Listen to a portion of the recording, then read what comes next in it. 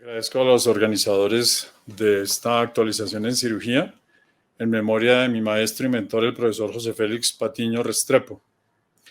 Para comenzar, simplemente algunas de sus frases célebres. Eduardo, usted sabe cuál ha sido mi mayor logro en mi vida profesional: dejar mi legado en mis discípulos, algunos días antes de fallecer. Esta es la máxima satisfacción para el cirujano: practicar la profesión para el bien de los pacientes con el grado de perfeccionismo que se deriva de su capacidad altamente especializada. La educación médica es verdadera educación y no simple entrenamiento. Como ven ustedes en la parte inferior, algunos de sus libros, incluso su libro póstumo, regalo de su hija María Isabel y de sus demás hijas. Vamos a hablar sobre cirugía de citorreducción más HIPE con experiencia en un centro de cuidado clínico certificado por la Joint Commission, enfocados principalmente al cáncer colorectal y las metástasis peritoneales secundarias. No tengo ningún conflicto de interés. Si revisamos el Globocan del 2020, vemos que el cáncer anorrectal y de colon y recto ocupa la tercera posición en el mundo entero con casi 2 millones de casos al año. Se estima que para el 2020, en ambos sexos, la mortalidad sería de casi 1 millón de personas con un 9.5%. ¿Qué pasa en Colombia con 50 millones, casi 51 millones de personas? En el global, el cáncer de colon y recto está en la tercera posición, representando el 9.5%. Cuando se habla en la población masculina, sigue ocupando el tercer lugar, muy cerca de la incidencia que tiene el cáncer de estómago y después del cáncer de próstata. Y en las mujeres es el segundo cáncer en incidencia después del cáncer de seno. ¿Por qué se cree que se producen las metástasis peritoneales? Existe definitivamente una exfoliación de células que pueden anidarse en el peritoneo, causando el implante de los mismos, progresando posteriormente de acuerdo a la circulación peritoneal para implantarse en los diferentes segmentos y las diferentes localizaciones de la cavidad abdominal.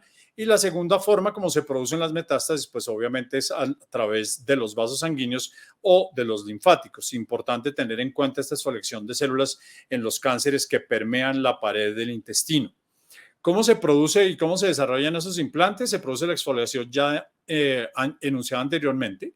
Debe haber una interacción molecular a nivel del huésped, se produce invasión peritoneal, afecta los planos de disección y definitivamente se producen esos implantes que van creciendo. Y desafortunadamente la quimioterapia a este nivel no actúa de manera adecuada por la falta de irrigación sanguínea que sea suficiente para que la quimioterapia actúe. Desde 1930 aparecen los primeros estudios en los cuales se utilizaba la utilización de quimioterapia local a nivel del peritoneo por MEIX. Posteriormente, en 1980, aparece la descripción de la utilización a altas temperaturas por encima de los 40 grados y posteriormente viene la descripción de Paul Sugar Baker, en la cual combina la citorreducción más la utilización de quimioterapia hipertérmica peritoneal.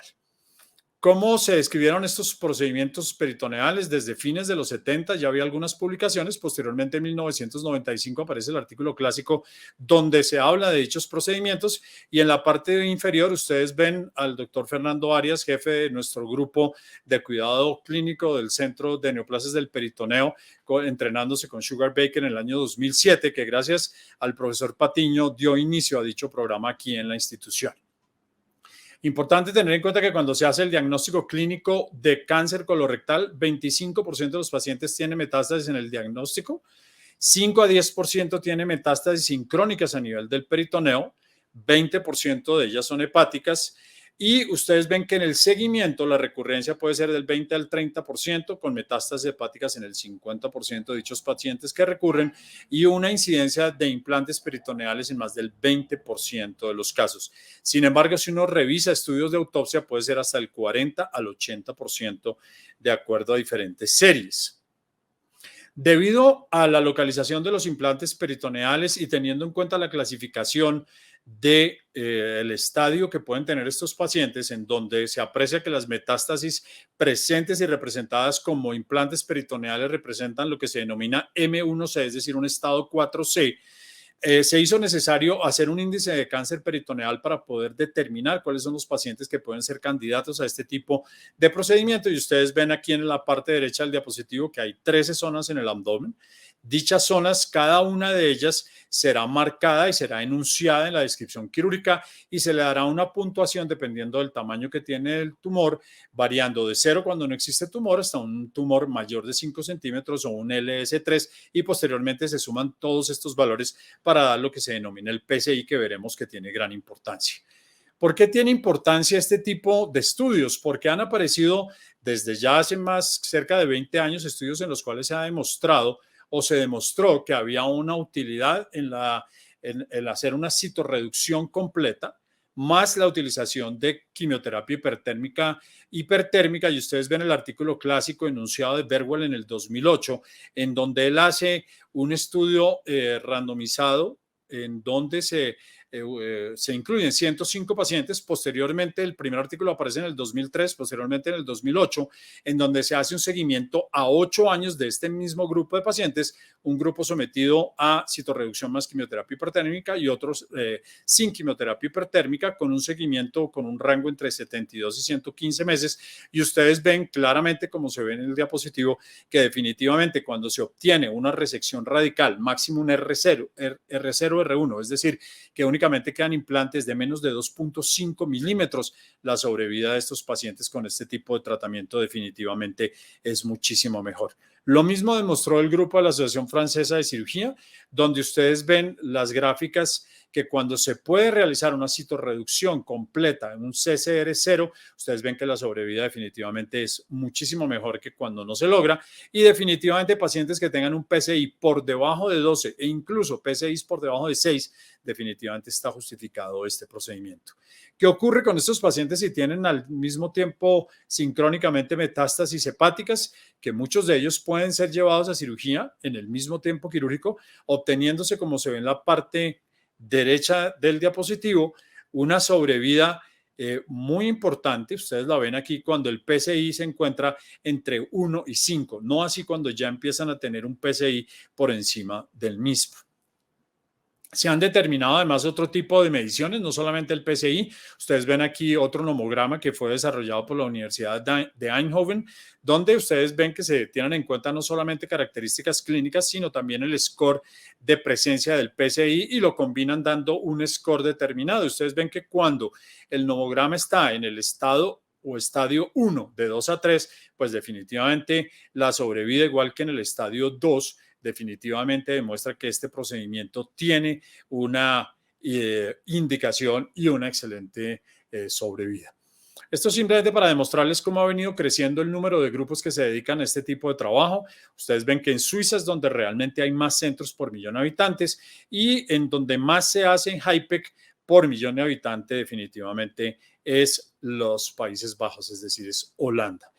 ¿Qué decir de nuestro grupo? Ustedes ven en este diapositivo que nosotros hemos sido incluidos como grupo con una morbilidad y con una mortalidad que es absolutamente equiparable a lo de los grandes centros de los cuales nos estamos refiriendo. Incluido, ustedes ven aquí el centro de Sugar Baker, ustedes ven el centro francés principalmente de Lyon, ustedes ven los centros médicos de Holanda, donde definitivamente nosotros tenemos una capacidad de comparación exactamente igual, con una mortalidad del 2.8, y no tenemos mortalidades de hace más de 7 años.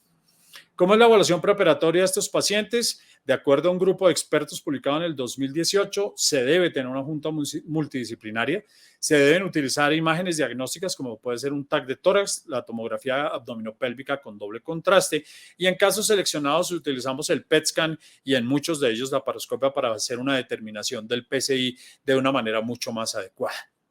¿Cuáles son las contraindicaciones? Y ustedes ven aquí que las contraindicaciones hoy en día, pues definitivamente cada vez van variando. Si el paciente tiene una metástasis pulmonar que sea tratable, no se considera hoy en día que sea una contraindicación. Lo mismo ocurre si hay una adenomegalia que sea resecable. Si hay metástasis hepáticas que sean tratables dependiendo de su número y de su localización y de la reserva hepática en el momento que haya que hacer una resección.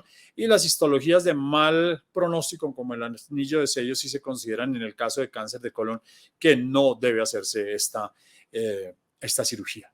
Otras contraindicaciones: cuando hay metástasis cerebrales, cuando hay metástasis pulmonares múltiples, metástasis hepáticas de más de 3 o en localizaciones que exijan una resección mayor que puede poner a riesgo el tejido hepático residual. PCI mayor de 12-16, nosotros preferimos llevar pacientes siempre por debajo de 12. Extenso compromiso de la serosa del delgado y del colon que impida totalmente este tipo de resección, porque pues obviamente no obtendremos un CR0 ni un CCR1. Obstrucciones cementarias del delgado, que es un signo ominoso de mal pronóstico. Compromiso masivo del hilo hepático que impide su resección. Contraindicaciones médicas y obviamente edad por encima de los 70 años. Pero ¿qué ha ocurrido en los últimos 5 años? Aparece este estudio que es el Prodigy 7, que lo presenta Kenneth en una presentación que hizo en el Congreso Americano de Oncología, en donde hace un estudio doble ciego randomizado, en donde escoge pacientes que iban a ser llevados por carcinomatosis por cáncer colorectal, habían recibido quimioterapia preoperatoria o perioperatoria, como la denomina él, se les lleva a una cirugía en donde se puede hacer una resección completa CCR0 y posteriormente se randomizan de tal manera que uno pueda llevar estos pacientes a HIPEC, es decir, a quimioterapia hipertérmica transoperatoria o sin HIPEC, y ustedes ven que desafortunadamente en este grupo no hubo ninguna diferencia. Ustedes ven que la sobrevida global es exactamente igual, la sobrevida a 5 años es muy equiparable, la sobrevida con libre de enfermedades es exactamente la misma, y fíjense que los PCIs fueron comparables y sí se demostró que desafortunadamente había mayor morbilidad. ¿Esto qué creó? Creó una gran discusión, una gran cantidad de simposios se llevaron a cabo teniendo en cuenta y analizando el estudio. Se considera que es un estudio bien llevado a cabo, pero con algunas falencias que algunos han resaltado. Se dice, ¿realmente es la muerte del HIPEC en este grupo de pacientes? Probablemente no lo sea, probablemente hay que utilizar otro tipo de quimioterapia o un tipo de manejo diferente, como lo hace en este estudio Selling, en el que realmente hace un análisis muy detallado de este estudio, en donde considera que pues obviamente, digamos, tanto las curvas de Kaplan-Meier como lo que se buscaba en el estudio, pues en un momento dado posiblemente no fue lo que se demostró. Por eso habla sobre sobreestimar el efecto del tamaño del diseño del estudio. Posiblemente el punto final, el endpoint primario, era el efecto del HIPEC en la sobrevida global, lo cual se puede haber sido afectado por el efecto del tratamiento sistémico que recibieron esos pacientes, y lo mismo ocurriría con la sobrevida. Este estudio se hizo con oxiloplatino y Sugar Baker y otros autores consideran que se debe utilizar como quimioterapia la mitomicina C. Otro estudio que aparecerá en el próximo diapositivo también tuvo en cuenta el manejo proactivo de las metástasis peritoneales. Se incluía grupos de pacientes que se creía que iban a tener necesidad o la posibilidad muy alta de recaer, como eran pacientes que tuvieran un nódulo positivo en la superficie peritoneal o tumores T4, pacientes que tenían una biopsia, un aumento patológico del tamaño del ovario, es decir, un tumor secundario de ovario, un Krukenberg, margen de sección positiva, un tumor perforado, tumores obstruidos, invasión a órganos vecinos, citología peritoneal positiva, nódulos linfáticos en la margen de sección o ruptura del primario durante la cirugía. Pero aparece el Profiloship, que es el estudio que realmente se relaciona con ese grupo de pacientes de alto riesgo, y ustedes ven que desafortunadamente en este estudio publicado en el 2020 no se encuentra ninguna diferencia en aquellos pacientes que fueron sometidos a un seguimiento mucho más activo y mucho más agresivo, como era llevarlos a una segunda cirugía. Brendan Moran, con quien hemos tenido el gusto de tenerlo aquí en el hospital y con quien tuve el gusto de estar visitándolo en Basingstoke, en Inglaterra, hace muy recientemente, año 22, en el editorial de marzo, hace una explicación sobre los posibles factores. Considera que los dos estudios son muy bien llevados a cabo. Considera que la parte clave en los dos estudios es que uno pueda llevar a cabo una citorreducción completa y que lleve pacientes con un PCI de menos de 10.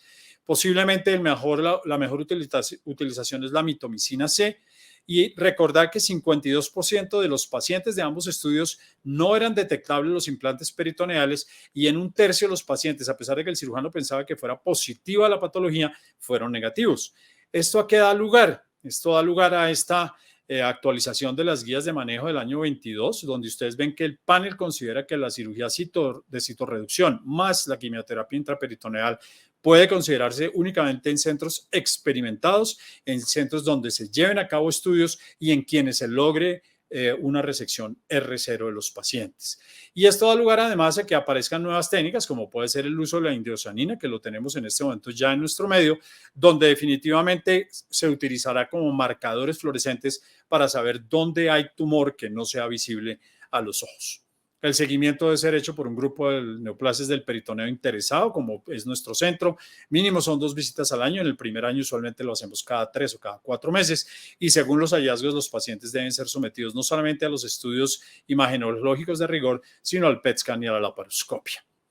Estas son varias fotos de nuestro centro cuando fuimos acreditados por la Joint Commission, pero lo más importante quizás de este diapositivo es lo visionario que fue el maestro Patiño. Fue la persona que nos impulsó a seguir sus pasos, a seguir todo su camino y su ejemplo para llegar a desarrollar nuevas técnicas quirúrgicas, todas centradas en nuestro paciente. En los últimos 3 minutos presentaré nuestra estadística. Desde el 2007 hasta el 2020 se han hecho 175 procedimientos, han sido sometidos a cirugía 157 pacientes.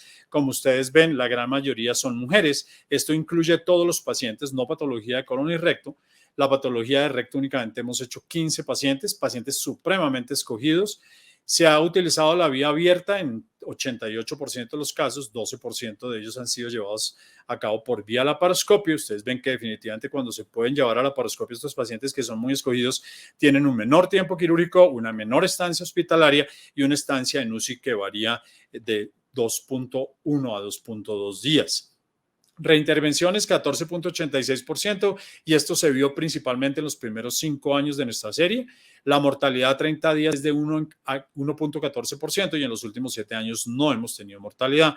Un reingreso de 14% y fíjense ustedes que la mediana del PCI es muy variable, de 2 a 39, con un sangrado transoperatorio que varía entre 200 y 9.000 centímetros con una mediana de 2.000. Quizás la morbilidad más alta la encontramos con la trombosis venosa profunda o el tromboembolismo pulmonar con 18% y la morbilidad global es del 19%. Hemos logrado un CCR 0 en 85% de los casos. Estos son los procedimientos de resección que hemos tenido que hacer concomitante con la citorreducción para lograr un CCR 0 y tenemos una incidencia de fístula anastomótica del 7.3%. Y miren ustedes a lo largo del tiempo cómo ha ido cayendo la estancia en cuidado intensivo y en este momento estamos alrededor de 2 días. Tiempo de estancia hospitalaria, aproximadamente 26 días con un rango que varía de 7 a 210 días. Y vamos nuestra sobrevida global con una mediana de 127 meses. Cuando ya lo hacemos por patologías, ustedes ven que en el caso de colorectal, como lo veremos en este diapositivo, en la parte inferior, la sobrevida global es aproximadamente 17.1%, muy similar a lo que presenta Kenneth, con una sobrevida libre de enfermedad de aproximadamente 32.8 meses, que en el caso de cirugía colorectal es solamente el 12.4%. Recordar que el valor que tiene nuestro servicio es los resultados clínicos, más la experiencia del paciente, más la certificación de la Joint Commission sobre el total de costos del procedimiento. En este momento hemos sido nominados nuevamente al Premio de Valor en Salud que se entrega por la Sociedad del Estudio de Valor en Salud que tienen diferentes procedimientos en la ciudad de Amerongen y estamos postulados por segunda vez. Por último, un diapositivo que muestra a mis 2 mentores, mi padre y el profesor Patiño, y definitivamente lo que es un homenaje para este gran maestro, dándole las gracias por sus enseñanzas, donde se ve en este diapositivo lo que fue su vida en la Nacional, Hospital de la Samaritana, la Clínica de Marlí, y posteriormente cómo dedicó toda su vida a la Fundación Santa Fe de Bogotá desde ser el fundador de la misma. Y actualmente, como ustedes saben, ha sido homenajeado por la Universidad Nacional con el nombre del Hospital Universitario Nacional llevará su nombre y hay una cátedra que se denomina la Cátedra de Excelencia José Félix Patiño, que es para las ciencias médicas con las personas brillantes en investigación. Nuevamente, mil gracias.